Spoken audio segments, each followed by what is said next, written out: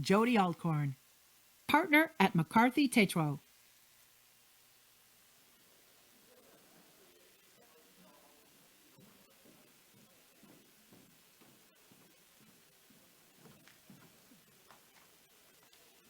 Good afternoon. Ranked amongst the world's best infrastructure practices, McCarthy Tétrault executes on more infrastructure projects than any law firm in Canada. We advise a wide range of clients, from governments to banks, on a full range of issues related to the procurement, construction, project finance, and development of projects such as airports, hospitals, rail systems, fiber optic lines, and stadiums.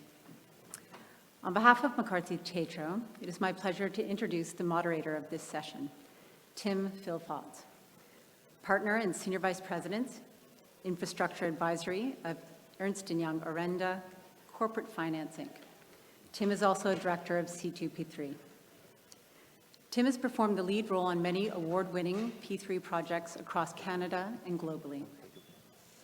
For more than 20 years, he's advised on more than 70 projects with total capital value of over 35 billion that have reached financial close.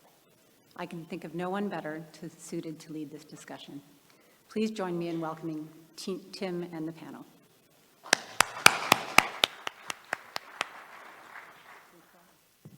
Thank you. Thanks, Jody, for that. Good afternoon, and thanks for attending this session. It's good to see we're finally outnumbered, so that's a good start.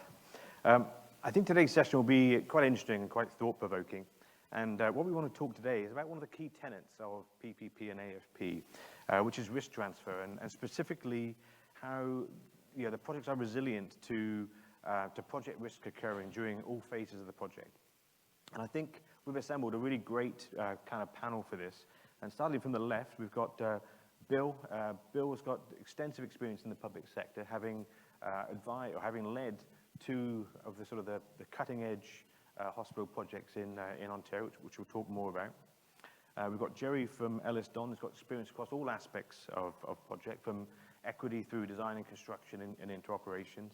And we've got Angela from Plenary, who's got a mix of both public and private sector experience across all aspects of projects. So thank you guys for being here today. I think this topic is a fascinating topic, and like me, I'm sure you've all followed the press articles about PPP projects that in many cases fail to realize that the PPP projects are some of the most complex and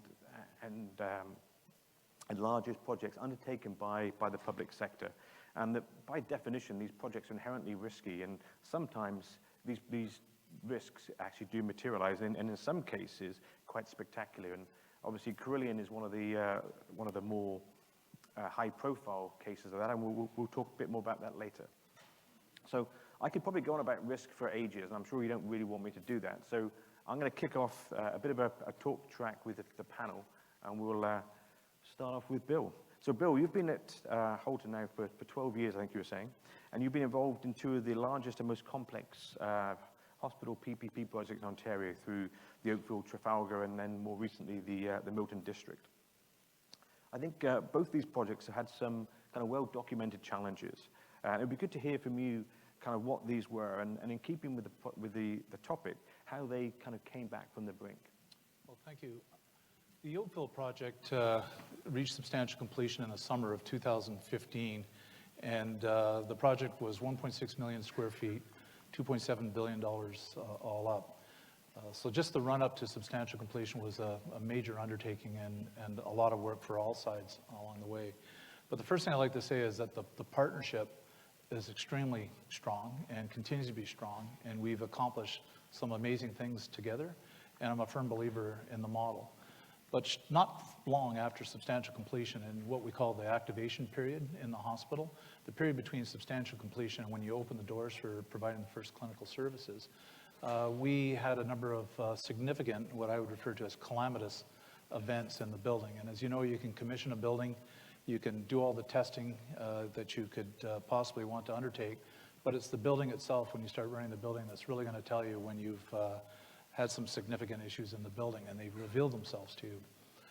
In this case, shortly before our opening day, we had a major loss of all of our access control in the building. And you can imagine there's thousands of doors with key lock entry and controls for mental health patients and security for narcotics vaults, all the manner of security and access control systems. But during a regular patch update that was being performed by Service Co. on the job at the time, which was Carillion, they overwrote the entire programming for the access control system in the building. And we were about 5 days from opening at the time. And I'll go on a little bit more later about some of the other events, but we also had a major switchgear failure on our electrical systems where there was a power interruption on the grid, and the lights actually went out of the building. And there's 15 megawatts of standby power in this building, but the switchgear still failed. So our confidence in the ability to run the switchgear and find out what the root cause was and correct that to determine whether we were safe to go for opening day was a major risk for the hospital to try and manage and understand that Project-O was effectively getting to resolve these matters. But the two large events in the building actually happened when we were open and running. And on Family Day weekend in February in 2016, it was an extremely cold evening in the wee hours of the morning of a Saturday morning. And one of the dampers froze open or stuck open in the air handling system and supercharged the whole air loop in our DI department with super cold air, causing 8 or 9 reheat coils to blow in the department, flooding 14,000 square feet of our most critical diagnostic tools in the building. In addition to that, several months later, we had a water main coupling fail in the basement, and it was on a 4-inch pipe in the basement, and this pipe was running for a couple of hours during the night before it was discovered by the staff in the morning that were coming in for food services. At one point in the block where the leak was, there was more than a foot of water in the basement of the building, and that's a rather large basement indeed. So moving on to the Milton project, we've had challenges with the Milton project as well, and similarly, we've been able to work through these challenges, and we have, again, another strong partnership with Angela and her team. And in that case, we had an issue after substantial completion, again, with the performance of the help desk. And while there wasn't as many big events in the building, there was a series of smaller events that was causing the accumulation of failure points. Johnson Controls stepped in at that time and took the help desk back from the provider they were using, and actually are now running the help desk out of Milwaukee at what they call the Regional Operations Center. And the difference with these large complex buildings is that there's building systems in there that a typical help desk operator wouldn't understand and appreciate. But having the JCI engineers in Milwaukee taking the calls and assigning the tasks helped tremendously in turning that one around. More recently in the building, we've had a failure of a sewer system in the building where the sewer pipe under the floor in the basement, about 200 feet of it, has actually collapsed and failed. And unfortunately, this runs right through and provides the drainage to our medical device reprocessing area where all the surgical instruments are sterilized. But again, Project-O on the Plenary side acted very quickly and are in the process of remediating that now. To wrap this all up, in the instance of Carillion and these building issues, the model worked in that we accumulated points, we were tracking the points, we have a very professional contract management unit that was working with them doing task reviews and point reviews on a regular basis. And as we encroach on the thresholds of monitoring notice, warning notice, monitoring notice, and then encroaching on failure in the contract, we took action together to intervene and develop a process together to rectify the situation. And what that entailed was undertaking operational review because we believe that a lot of the problems manifest themselves from works-related issues that couldn't be perceived or understood ahead of time, like the sewer, like the floods, but it's the response. It was the response to the issues that we had in the building that were problematic from our perspective, because people's lives depend on turning that building around, having the systems perform as per the spec, and that. But with the review taken, the recommendations developed and accepted, and then implemented. The building in Oakville has been running extremely well ever since. Similarly, in the Milton instance, actually Plenary embraced the notion of doing an operational review. We've done that. We have the recommendations now and are going through that work with our team on the Plenary side, and we're already seeing a complete change in the performance in the building. So yeah, to the brink, but not over the brink. And again, the model worked. The partnerships are strong, and with that ability to have those kinds of discussions with your partner, it really paid dividends to the owner. Thanks for that, Bill. I think it's fascinating to hear that in your words that the kind of the model worked. And what I want to do now is really pass that over to Jerry. Jerry, EllisDon, well-known, successful integrated player in the PPP sector, and obviously you were involved in Oakville in the majority of the boxes, the construction joint venture, the equity, the O&M side. And from your perspective, looking at Oakville, how do you feel it went? And do you think that the model worked and did what it said it should do on the side of the packet kind of thing? In hindsight, I would say, now, where we are in the process and our relationship with Bill and the broader team, it's excellent and it's really worked out. Saying that, though, it was a very different experience while we were going through it at the time. So, obviously, there's the whole concept of that. No one's going to deny when you put forward a fixed price schedule and the contractors doing whatever they can to be able to hit that date in terms of, and any pressure that you're going to have, it typically happens on the commissioning side. So in terms of door hardware and the rest of it, there are natural events that are supposed to occur. When we look at the project agreement, there's the whole concept of bedding in periods. But one of the problems is there's a bit of a disconnect in the documents in terms of bedding in periods and the actual time that when the hospital is going to be using it in their intended purpose. So typically what would happen is you have a substantial completion date, you have bedding in periods that kind of ramping up before it's being fully occupied. And those are some of the lessons learned that I think we've all collectively grabbed on that. And admittedly, we're broadening the discussion from more of a contractual perspective to capture that. But hitting on more of the events that happen post move-in and dealing specifically with the events around the flooding. And these are, what was interesting is that when you approach a project and you're developing the project and you do an overall risk profile, there's different series. You're expecting to have, without doubt, you're expecting to have issues that are going to have to be worked through along the way. What you're not expecting to have is within the first year to 2 years to have a catastrophic event such as flooding, which is seriously impacting the hospital's ability to be able to perform. And that's something that we take very seriously. Now, saying that, the one thing that was rather interesting in all this is as we were going through that event, it's really about looking at how to resolve problems and how do you go about it. And it's really about contrasting what's important. If you almost could put the contract aside, sit down with Bill and his team and say, what's most important to you? What do you want? And ultimately, what I believe they want, and I'll ask Bill, it's you want the building to be available and to be functioning, and for you to be able to do everything that you want as part of that. Now, that's something that we, from a technical perspective, you get on the ground and you try to solve the problems as quickly as you can. And while flooding in every instance is a very serious event, I do believe our ability to be able to get in there and to resolve the flooding and to be able to get it back to a certain status was within a reasonable enough time frame considering what was happening. Where the one element that was admittedly overlooked is, so you try to do what's right for the client and you try to address the problem there, but then there's the whole contract management and there's this overlaying of the project agreement and all the other stakeholders. And so to give you an example, once you start hitting into monitoring period and the rest of it, you start having other stakeholders that start to get involved. And we had hit thresholds where we had encountered an event of default. And in our documents, there was a hair trigger that had a cross default in our CTIA, in our Common Terms and Trust Agreement.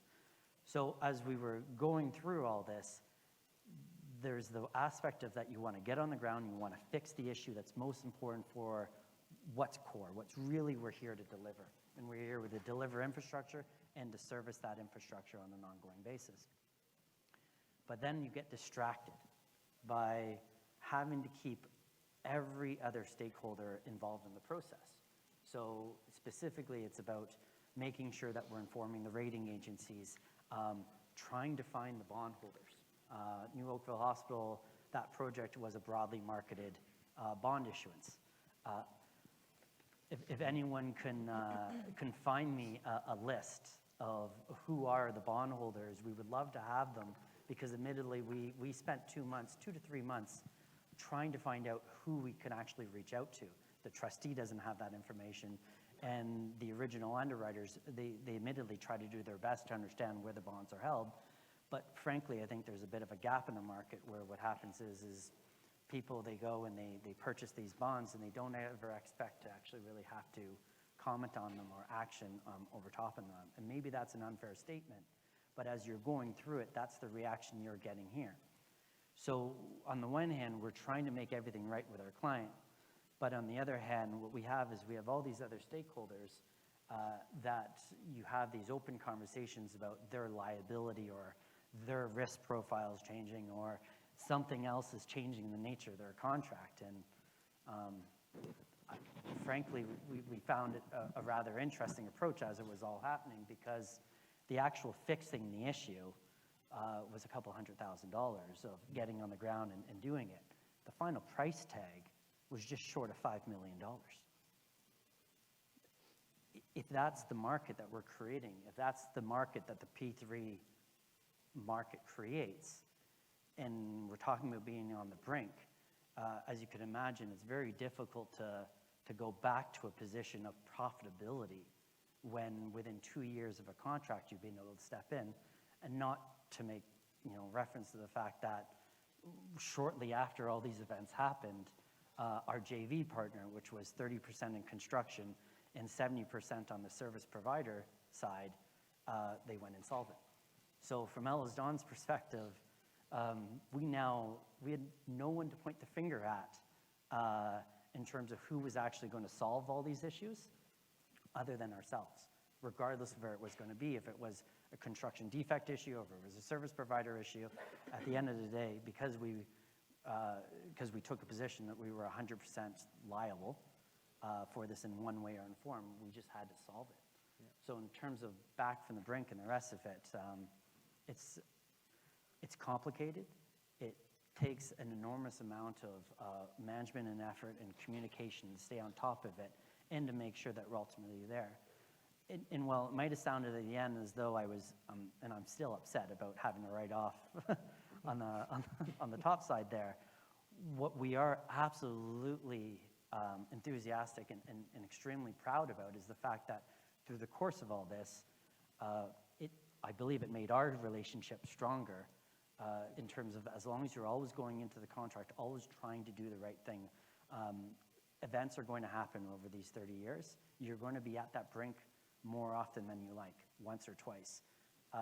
As long as you have that relationship with the client and a means to be able to communicate, for us, it's really a win at the end of this on this one. Thanks for that, Jerry. So switching to Angela, Plenary obviously tends to be only in the one box, the sort of the shareholder box, which is where you were on Milton.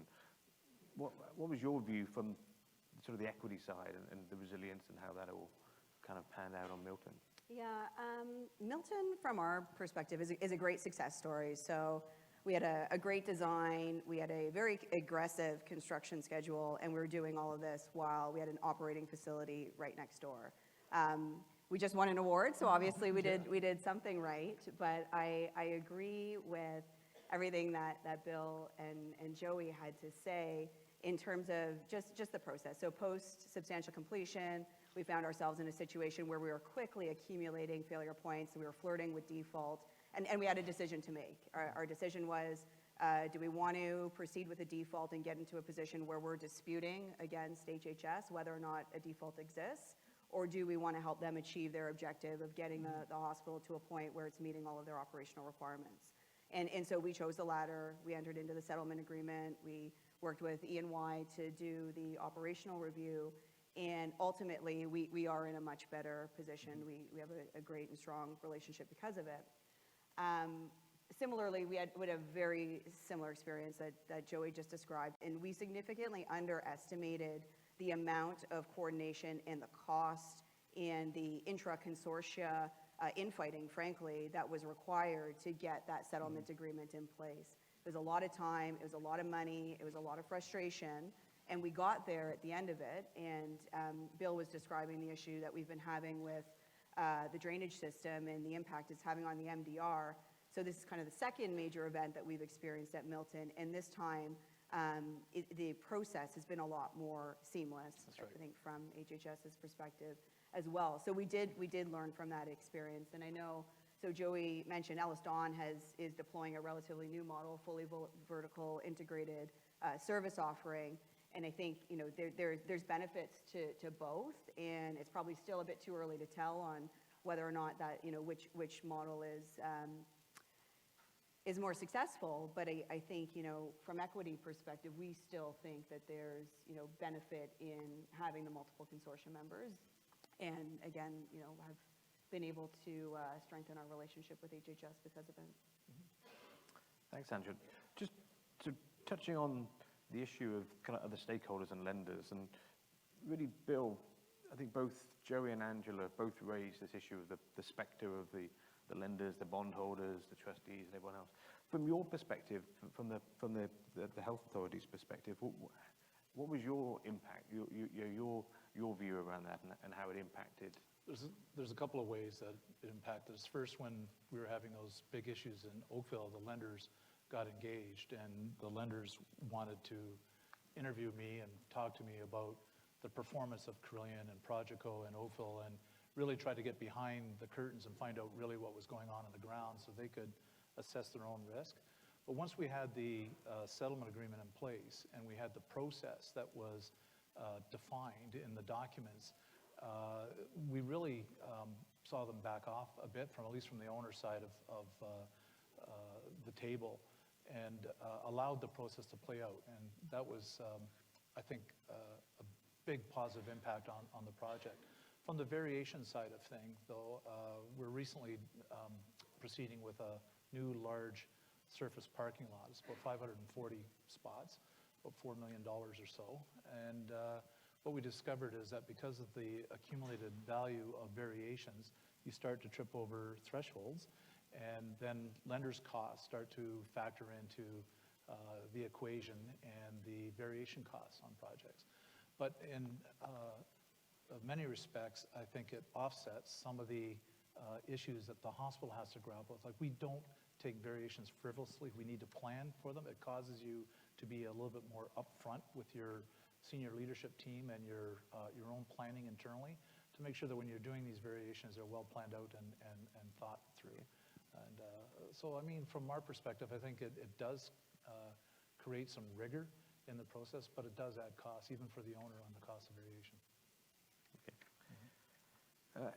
Excellent. So just sticking with Bill for a minute, one of the things that I think we've all seen over the years is that the projects go wrong for many reasons, and quite often it's a resourcing kind of personnel issue. And what I want to do is I actually want to try and contrast the view from the public sector with the private sector here. And from your perspective in the sort of public sector side, you know, what have been some of the challenges that you've seen around kind of continuity, capacity, and those sort of things that may have caused some issues across the sort of the range of projects?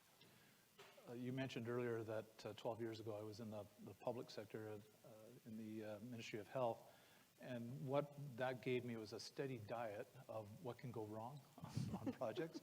And I saw a whole spectrum of what can go wrong, but I also saw what worked.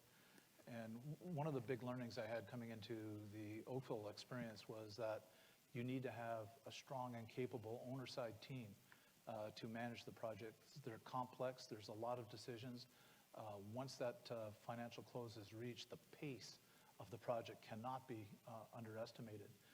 So I built a professional redevelopment team with the support of our senior leadership, our board oversight committees, and what have you. And we built a governance model that provided the right kind of monitoring and oversight to what was happening in the project. Because I didn't want it to be my project. It was the community's project. We needed to be able to do that effectively because there was just too much at stake in the project. So we built a team on the delivery side, first with planning, design, the project delivery team, operational readiness, and FF&E and equipment and ICT. And those legs of that planning stool and that are just formidable for hospitals to get behind and keep up with the project go and make the decisions you need to keep that work schedule moving forward. What I've found in my colleagues as they approach me and ask me questions and they've toured the hospital, sat down for lessons learned sessions with me and whatnot, is they just really don't understand how much work there is in managing these contracts, first from a construction perspective and then from a service delivery perspective.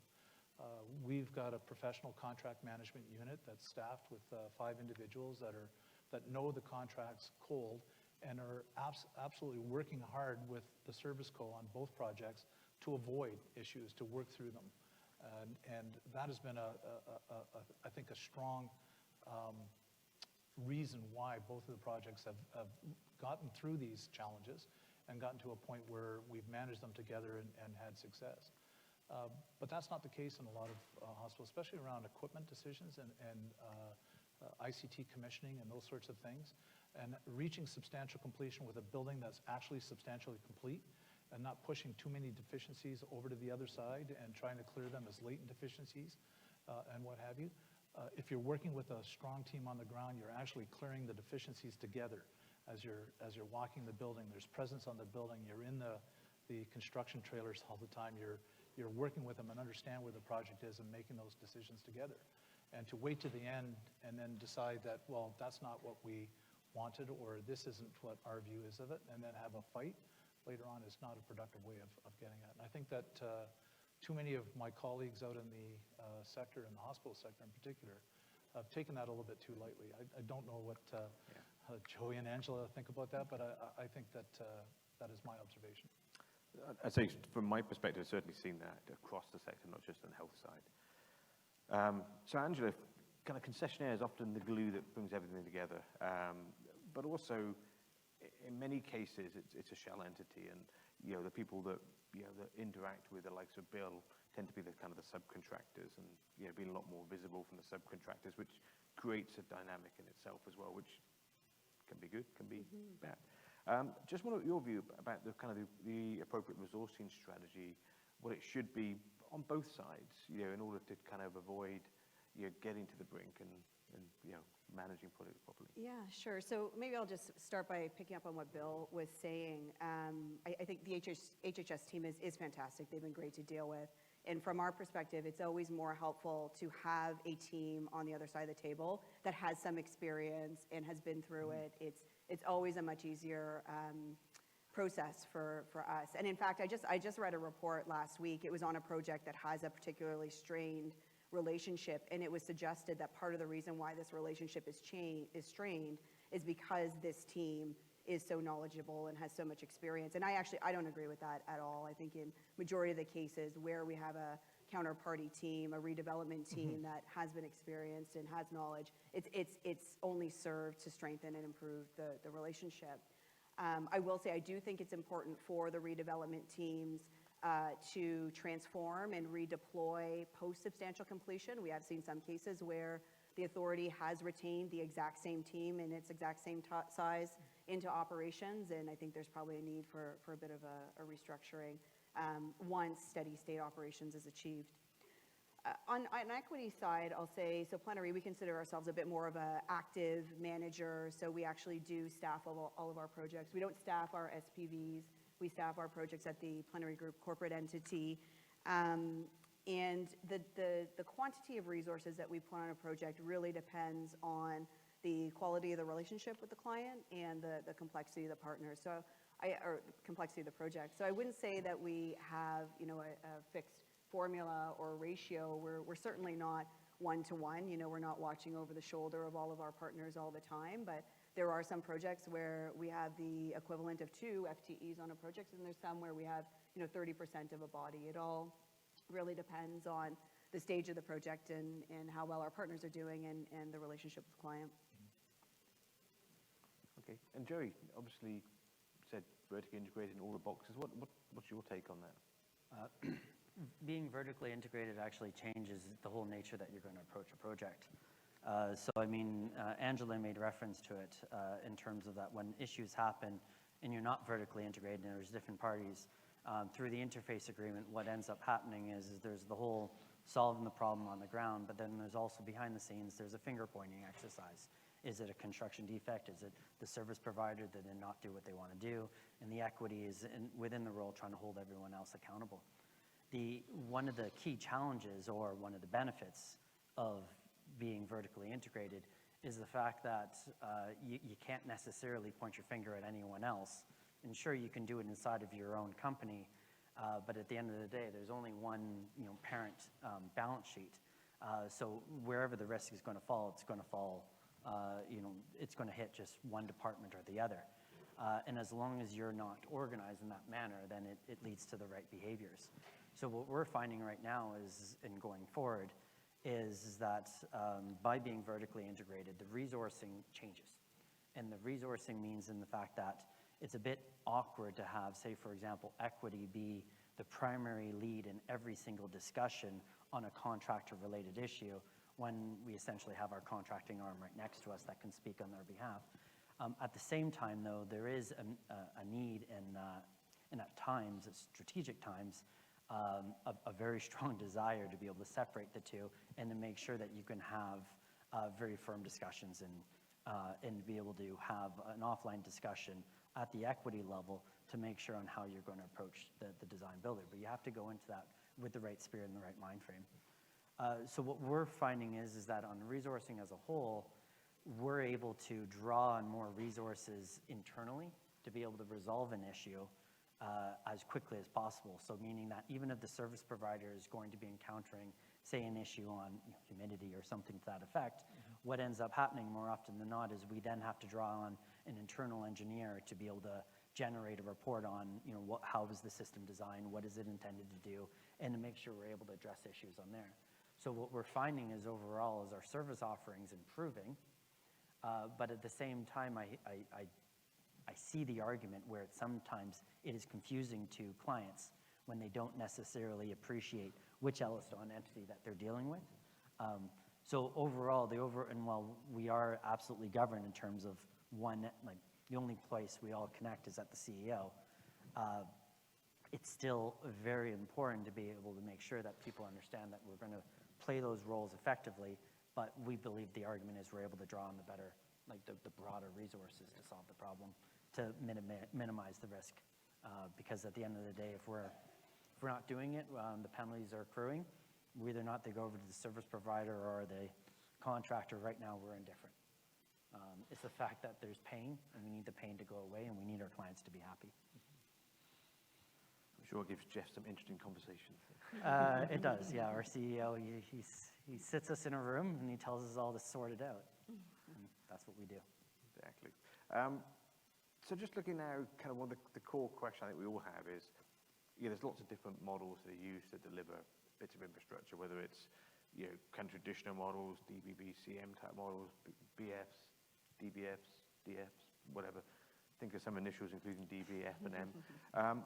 So looking at the core question about the ability of the contract to be resilient, to demonstrate robustness in the face of adversity. So Joey, you've been across lots of different types of projects, and EllisDon delivers through every method. What would you say are the sort of the few key differences between the models? In less than 16 minutes. In less than 16 minutes, yeah, sorry. There's so many key differences. I mean, the one aspect I will focus on is, well, first off is we're frankly, from an overall company level, we're agnostic in terms of what we want is we want development, we want infrastructure to be procured, and we want to deliver it in one way, form, or another. And maybe it's because I personally am wearing the EllisDon capital hat, so the equity arm. We do have a preference, and I would probably say a strong preference towards a full DBFM model.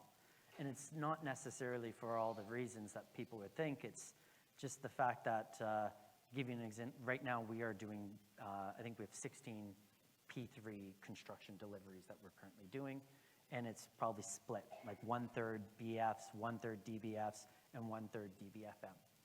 And one of the key differences we see is obviously with the BF and DBF, It's really about the design.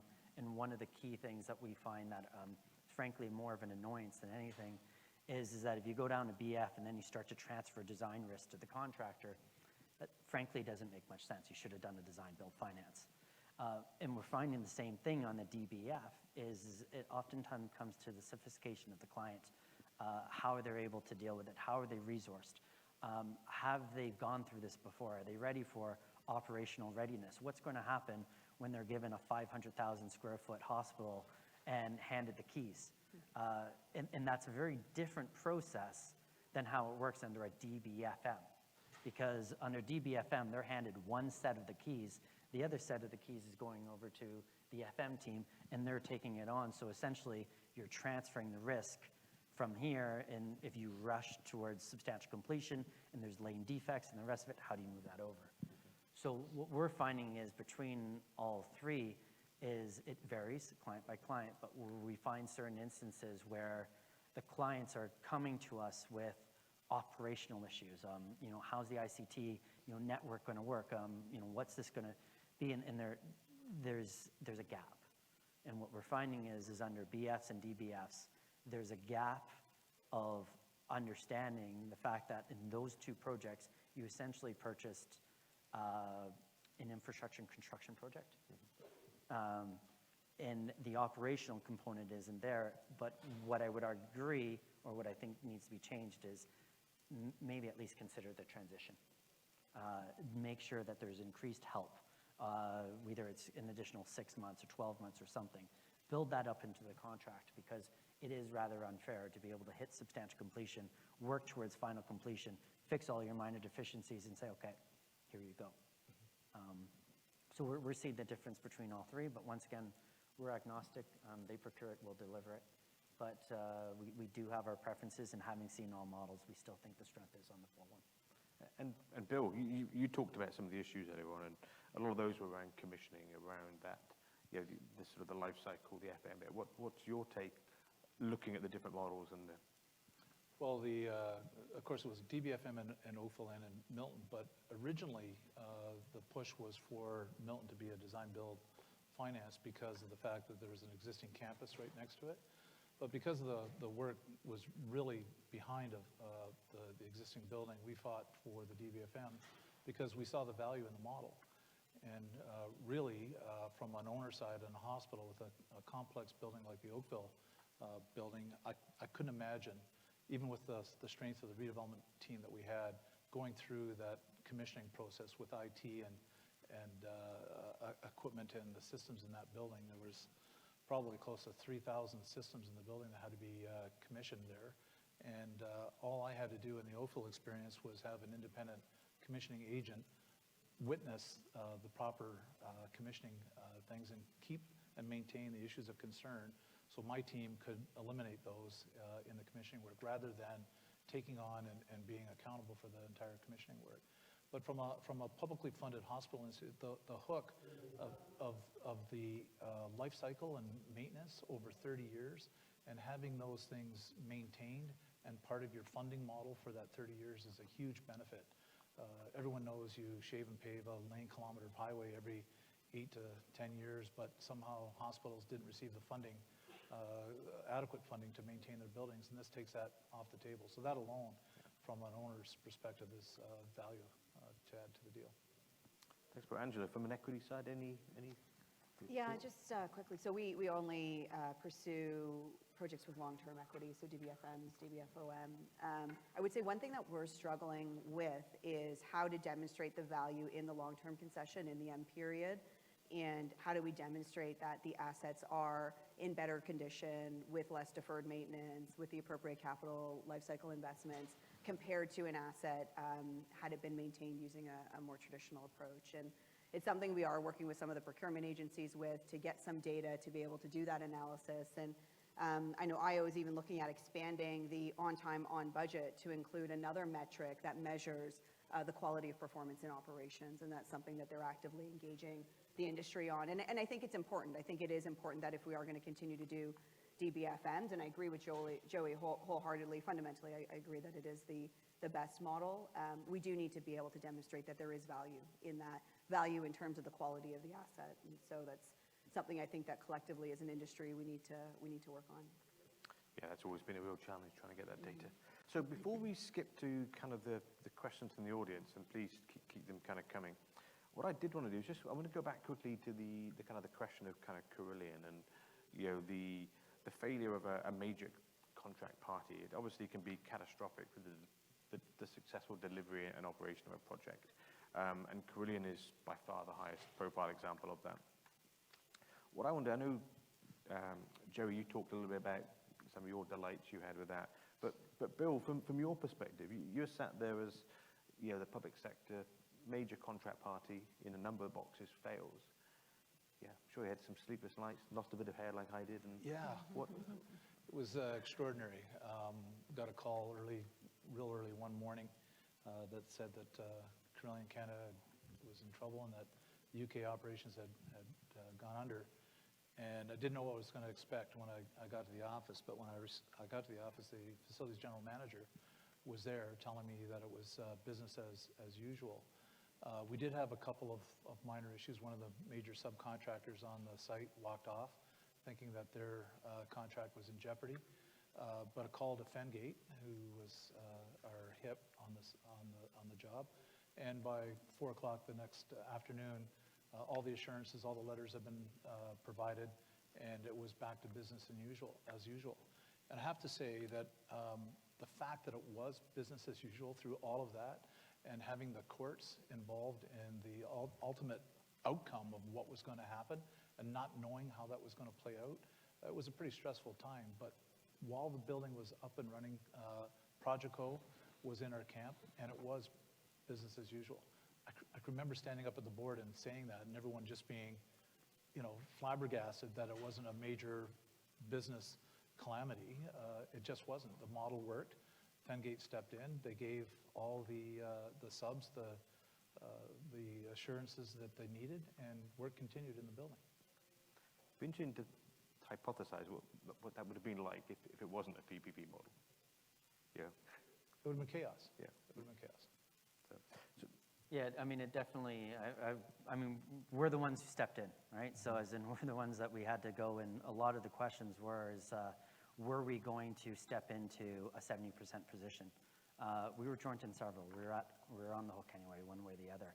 So what we had to do was, really what we wanted to do was calm the market, just make sure, I remember for a month, consistently delivering the message, which is, EllisDon's going to be there. EllisDon's going to be there. The problem is, to be very frank in front of 100 people here, we had no idea how. And what I mean by that is we understand the rights we had in our project agreement and all the other corresponding documents, as well as our joint venture agreement with Carillion. What we didn't appreciate is the fact that as soon as they entered into proceedings with CCAA and they went to insolvency, the court stepped in and stayed everything. So all those rights that you think that you have, that you're going to rely on, that you're going to be able to then, you have a process that people in the room, we would all collectively understand, because it's not as though we're in the nature of insolvency proceedings every day.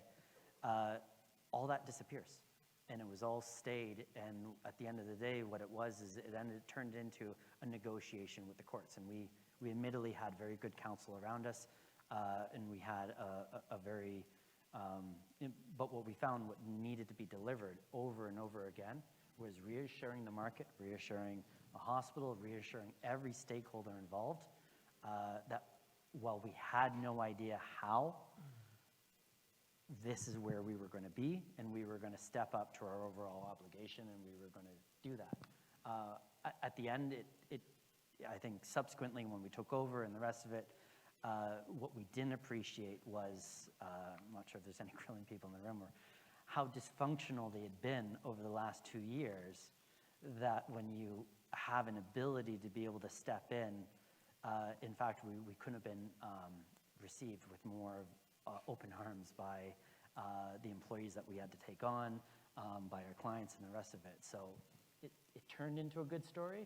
But there was 3 months there where it sucked. We had full heads of hair. Yeah. Any thoughts, Andrea? Has Plenary been in that position yet? No, or- no, thankfully, we haven't had Thank God, any yeah. partners that have failed. I do think that the failure of Curlian was a good test of the resiliency of the model, because every project that they were, had to roll in was able to continue. There were a few that the market wasn't eager to pick up, but I think ultimately, everybody ended up with alternative arrangements. I did think it was interesting when you saw a couple of the press articles that kind of said, you know, the failure of Carillion proved that PPP didn't work. And I think to me, it was kind of I like, think it's the opposite. It's the see, to opposite. prove I it think was. it's the opposite. Yeah. So anyway, so just looking at kind of questions from the audience here, there's one I wanted to pick up on here, which maybe we've covered it a little bit, but I wouldn't mind, Andrew, maybe your thoughts on this is how well are the contract incentives working to help mitigate issues before they occur rather than cleaning up after? Yeah, it's a fantastic question. I think they are working. So the main, I don't know that it's an incentive. They're definitely not carrots. It's more of a stick. Okay, I was going to say, Yeah, do you have an yeah, incentive in your there's no contract? I don't have incentive. incentives Just to in be my clear, contract. There's no incentive. Okay. It's penalties. It's the threat of deductions. And so I think they are still effective. And I can't say that we have a suggestion for another alternative for the market. And certainly, we've seen deductions get ratcheted up in other areas that are now more critical to operations. And that's mostly around ICAT-related functionality, transportation devices, so whether that's elevators or different things. I do think they are effective, but ultimately it is the threat of remedial rights. In the case of Milton, as I described, we had the choice between going down the default path or putting in place a settlement agreement, and we chose the latter. And that's because the remedial rights, the exercise of the remedial rights were what forced us down that path. In hindsight, I think we could have taken more corrective action. Again, so we were, we commissioned and tested the facility post-substantial completion, or pre-substantial completion, anticipating that everything was going to be fine. It wasn't until occupancy that we realized that we had some pretty significant issues. And in hindsight, we probably could have done some additional testing there. I think we could have given ourselves a bit more time, but I'm not sure that there's anything else contractually or commercially that could have incentivized us to take any different action. Well, deductions are the tool that we have in the project agreement, but this hospital finds taking deductions a sign of failure. If you're taking deductions, if you're accumulating failure points, then there's something wrong and you need to fix it. So my board oversight committees, and I report to them regularly, they become concerned if there's a spike in the number of deductions or failure points accumulating. So it's not a good thing to have those issues building up without addressing them. So it does work.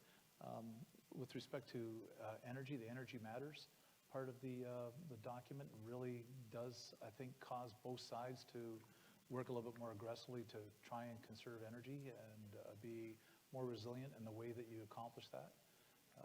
We're only now at the end of our first energy year in Oakville, and we're getting the first reports and going through that reconciliation process, but we've done it open book, meeting regularly on it, and I think we're going to land there fairly comfortably.